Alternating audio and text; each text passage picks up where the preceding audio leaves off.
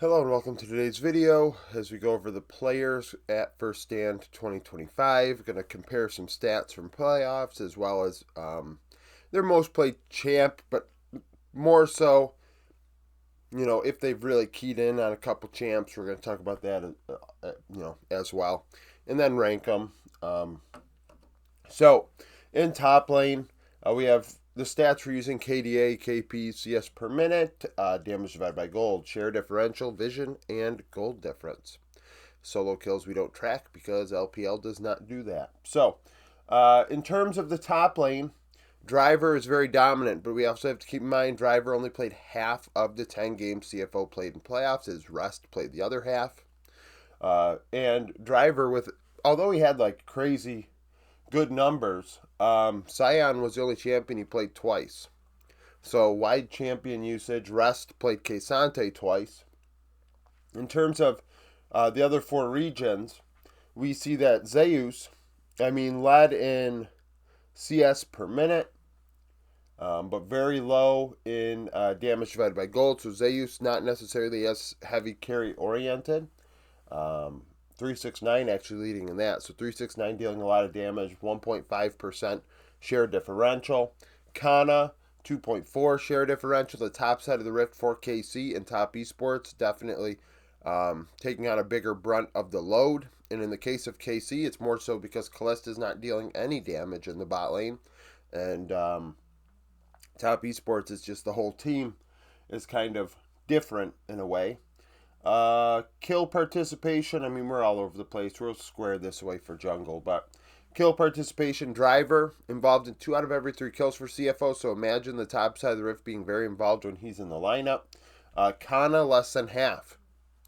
So Kana, KC, although, hey, top side of the rift is where we're going to get a lot of our damage from. Kana, yike. Kana's actually not involved in more than half the team's kills, which is unique for their role. Vision efficiency, Zeus very good, 2.8 vision score per ward placed. Gold difference, 369 and Zeus very dominant in lane, which is important because they were playing a hell of a lot better top laners in their playoffs and they're going to be playing at First Stand. So if a player like 369 is opening up a 365 gold lead on average against who he was against, what do you think he's going to do against Kana and Impact and Driver or Rest? It's going to be very different. In terms of champions played, Zeus really played a lot of Aatrox, Gnar, Kesante. 369, Mbessa, Jace, and Gnar. So those two, both playing a lot of Gnar. I already talked about Rest and Driver, but Impact, Rumble, and Jax clearly his most played. And Mbessa, Gnar for Kana. So we're seeing a lot of Gnar usage out of a couple of these players. And we'll see how important Gnar will be at this event with lane swaps now out of it. In terms of ranking these players, I think I'm going to end up going Zeus, then 369.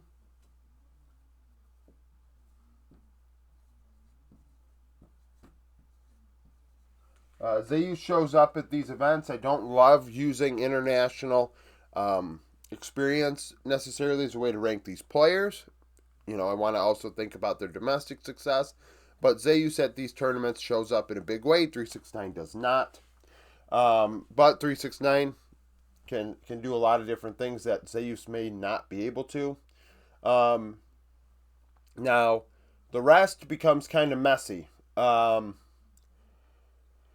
So, I guess we'll have to go Kana, but I think Kana and Impact are pretty much on the same tier. Impact, Driver, Rest. And the thing is, we haven't seen Kana at many international events. I think he's only been to 2 in his career. Impact, obviously, countless, probably a dozen now, if not more. And, being older and things like that, maybe he doesn't offer quite as much mechanical prowess as Kana does, as Kana's still in his mid-20s. And, Kana's played a really good playoffs. But, when push comes to shove at this event, I think that these bottom 4 could end up in any order. and it wouldn't surprise me. I think anybody could put them in any order. I just think it would be outright kind of silly to say one is clearly better than the other because, I mean, shit.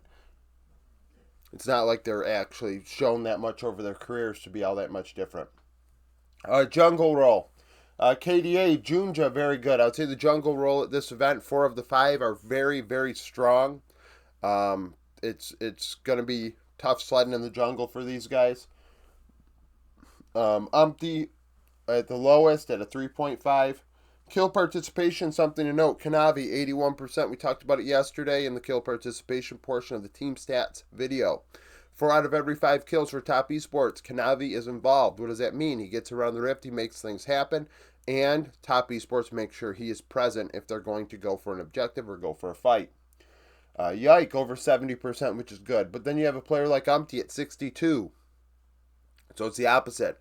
And we think about Umpty going in and just dying. He set records for most deaths in games. It's pretty rough sledding for him sometimes. So the fact of the matter is, Team Liquid not necessarily as involved with their jungler. Umpty is kind of just sometimes not even there. And them going to first stand probably makes them not consider a change. But Krako is unemployed. CS per minute. Umpty and Yike not taking on quite as much CS as Kanavi and Junja. It's 1 CS less per minute, so 3 camps every 10 minutes or so. Difference. Damage divided by gold. Kanavi leads in that category. Share differential. Kanavi and Junja giving the team about as much damage as they're receiving in gold, just 1.5 towards the negative there. Umpty negative 4.2, so Team Liquid getting damage elsewhere. Vision efficiency, Peanut leads the way in that category, 5 vision score per ward placed.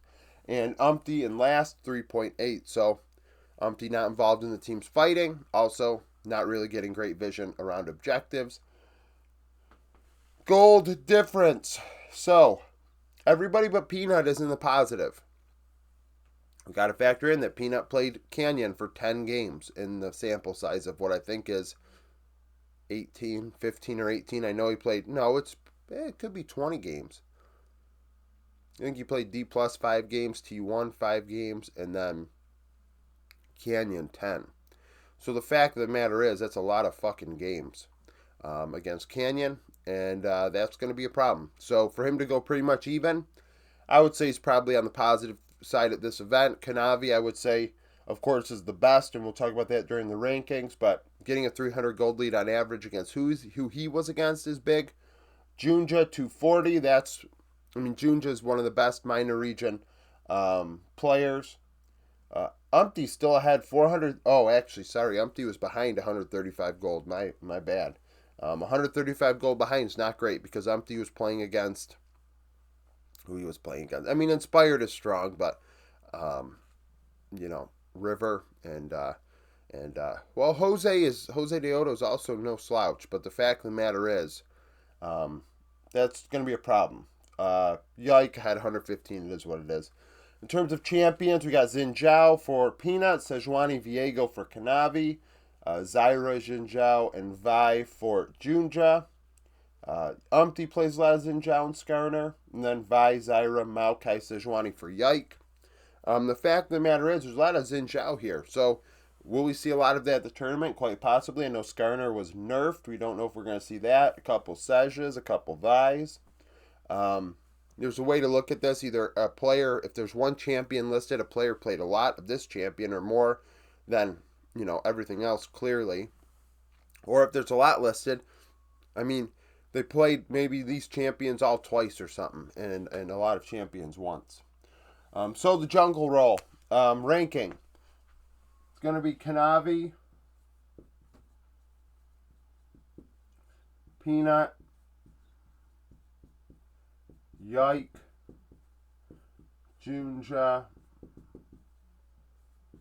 Umpty. So Umpty's a distant 5th, and I could see an argument that maybe some people might want to put Yike over Peanut. I'm not going to do that at this juncture. They're different type of players. Peanut's not necessarily seen as a carry threat. keep him off of Nidalee as far as I'm concerned. That would be nice at this point in his career.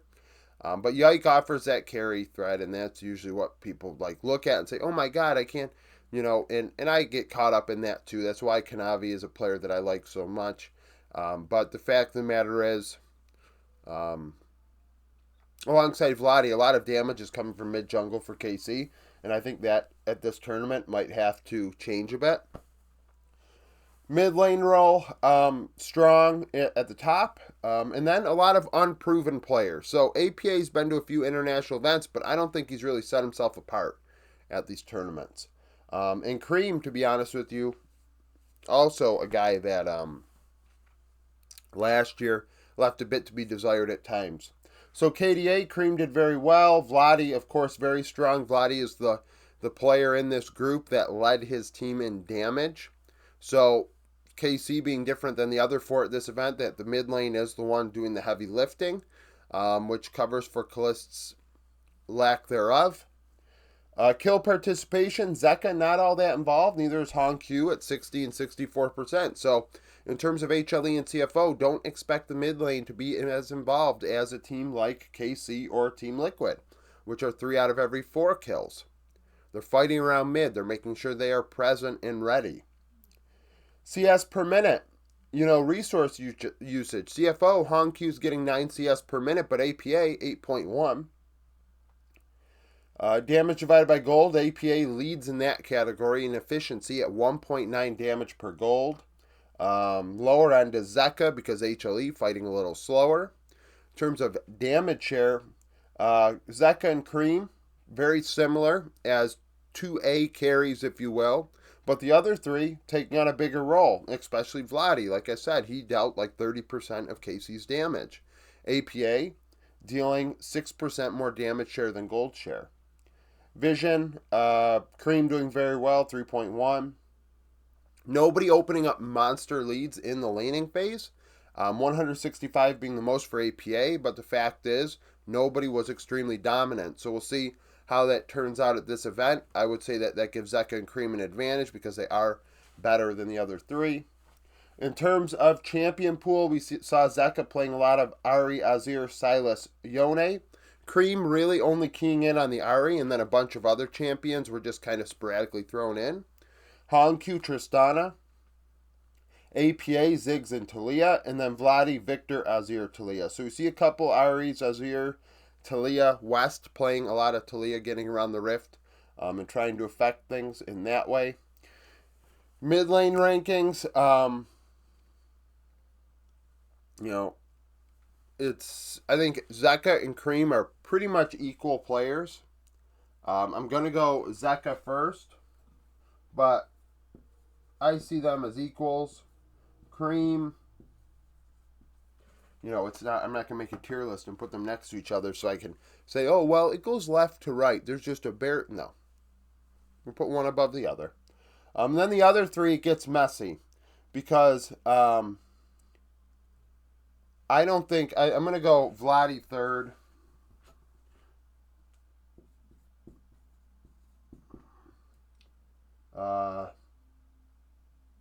APA and Hong Q.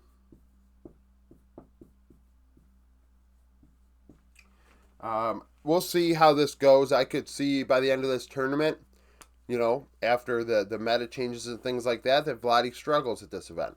It could happen. Hong Q, he's a young player, just as young as Callist. So the fact is, people need to show him some grace. I feel like if people flame him, then Callist is fair game. So that becomes a situation that we'll have to address when it comes to it. But I think that, those bottom 3, this is a big test, right? APA's had this opportunity a couple times and really left a lot to be desired, but Vladi and Hong Q have not.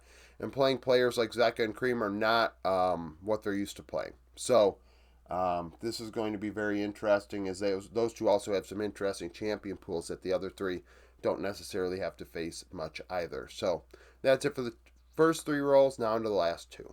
Now for the second portion. Bot lane, top side, very, very good in Viper and Jackie-Love. I mean, this is excellent. Doggo, formerly of the LPL, and then Yeon and Callist. Callist making his international debut. KDA-wise, Doggo and Yeon definitely playing some smart League of Legends while staying the most involved at 3 out of every 4 kills, which is notable, right? So they're not avoiding death by like staying back and not getting in the fight. No, they're in the fight and they're still getting a good KDA. In terms of involvement, like I said, 3 out of every 4, but Kalist, 3 out of every 5.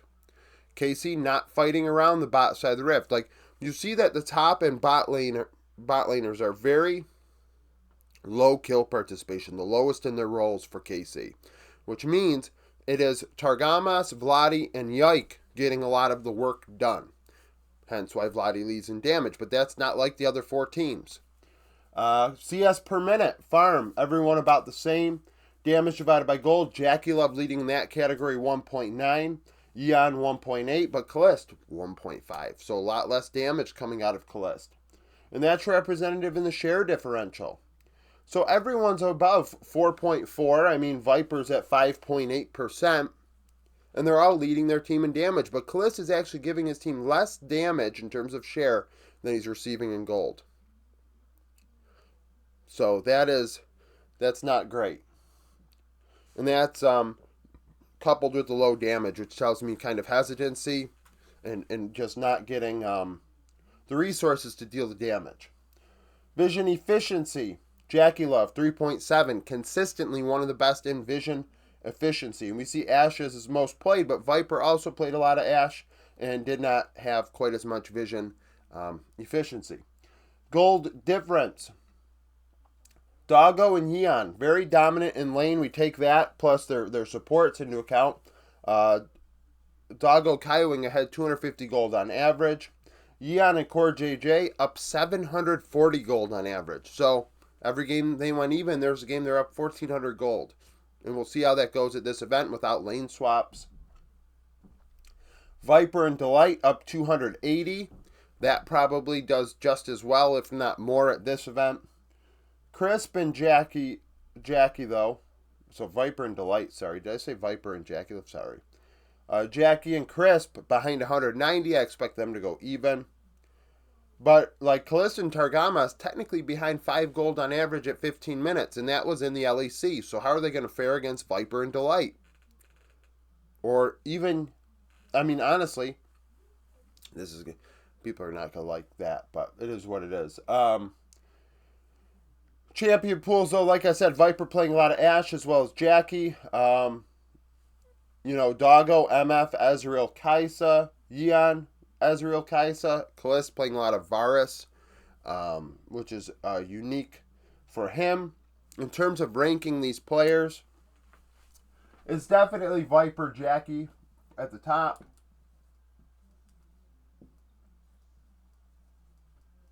But then I'm going Doggo third. I've always been a Doggo fan ever since his debut.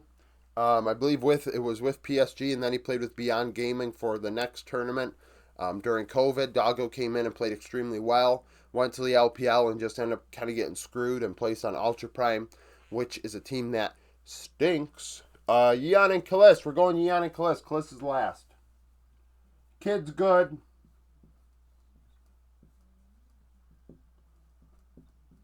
Kid's going to have a bright future. That can easily be seen. But Yeon at these events has shown up the last couple of years. And, Kalist, I think, this entire LEC, for the most part, is just playing a smart brand of League of Legends. And that's fine. But at this event, if you're just going to play smart, then you're going to end up 5th. Doggo, better than both. But it's going to be a good test for Kalist, because I don't think he's played a player as good as Doggo yet in his career, let alone Viper and Jackie. I don't even think Hans is as good as Doggo or Noah, so that is a thing. Support role, KDA is what it is. You would prefer your support not to die, but if someone's going to die, it could be your support. Kaiwing leading the way in there, of course, very smart player and a very experienced player, I think 28 years old. Kill participation, Kaiwing is the least involved at 67%, 2 out of every 3 kills. Core JJ and Targamas over 3 out of every 4. So expect the supports to be present when the team is fighting. Damage divided by gold, Core JJ, definitely more Aggressive, nearly dealing as much damage as he puts out, well, gets in gold at 0.93. Lower end of things, Kaiwing 0.69, Crisp 0.74. Core and Targamas, very good in vision score. We see over 2 vision score per ward placed. Where Kaiwing and Crisp, not nearly as much. So, maybe they're placing a lot more wards and therefore losing the value on them, or they're just not placing them in the right position to begin with. And I would consider vision to be one of the key roles of a support, objective control. We kind of went over gold difference here, but just to kind of talk about it again, HLE in a good place, Top Esports, and TL, where, why did I say Top CFO and TL? Jesus Christ. Top Esports and KC, not so much. They are technically in the negative. In terms of most played, Delight played a lot of champions twice, like 6 different champions, and I'm not going to list them all here. Poppy was his most played throughout all of LCK Cup. Crisp, Rel, and Lulu most played. 2 very different type of champions. And we don't see anyone else with even a Lulu up here. So think about that. The Top Esports playing enchanters more than the others on this board. Kaiwing, Leona, Alistar, Nautilus, Core JJ, Rel, and Nautilus. And then Targamas, Braum, Poppy, and Alistar. All very melee. And actually, I just thought about it. I did all the research for this patch, 15.5 or 6 or whatever it is, and it was supposed to be part of this video, and I didn't do it. So, there weren't a ton of champions on there, but there were a few. And some players did play champions that others didn't. So, maybe that'll be a video I end up putting out Monday. Maybe it'll be Monday's video. So, in terms of ranking the supports, I'm putting Delight first over Crisp.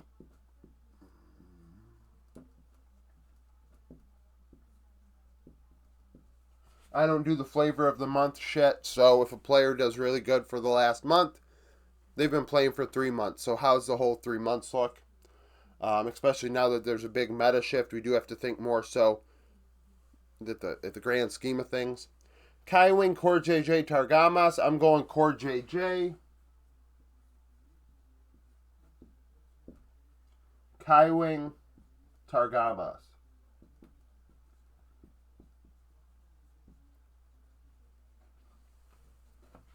The fact of the matter is this.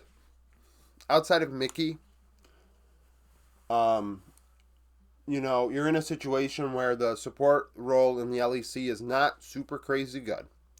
And you've got a lot of experience in Core JJ and Kaiwing, and they've played a hell of a lot better supports than Targamas over their careers.